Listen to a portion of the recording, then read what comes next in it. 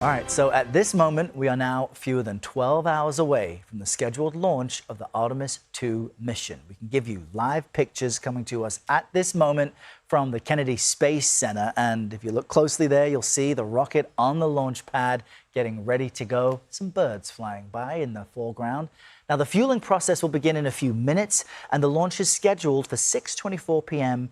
Eastern Time. That's the opening of a 2-hour launch window.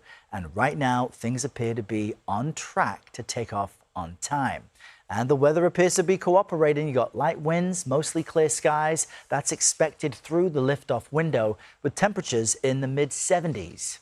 Now we have Dr. Linda Godwin. She's a retired NASA astronaut and professor emeritus at the University of Missouri. Dr. Godwin, good morning to you. Here we are on launch day.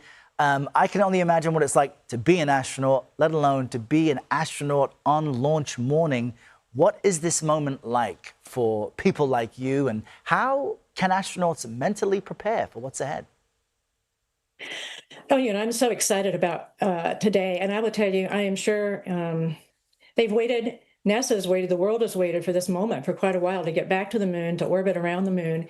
And they are very focused on their mission. Today they're going to get up and get the final briefings. They're going to talk about the weather. They're going to get their suit checks. And then they're going to be driving out to that launch pad. And as they get closer to that fueled vehicle, I think it's going to feel to them like, this is alive and this is really going to happen. There's so much preparation that goes into this. One of the astronauts I was really surprised by yesterday, he shared that he had to talk with his family and explain that even if they don't return, that shouldn't be a surprise, and that danger and risk is also a part of what could happen. I mean, they're going to be sitting on a massive rocket just to get into space. How do astronauts deal with their families and with the notion that they might not come back? Oh, that is difficult. And the families bear a lot of the burden on these spaceflight missions. There's no doubt about it. It's harder to watch one, I think, than to be on it. When you're on it, you have the mission, you've trained, it's your dream, and you're so focused on what you have to do. It's a different perspective from, I think, having to watch a family member launch.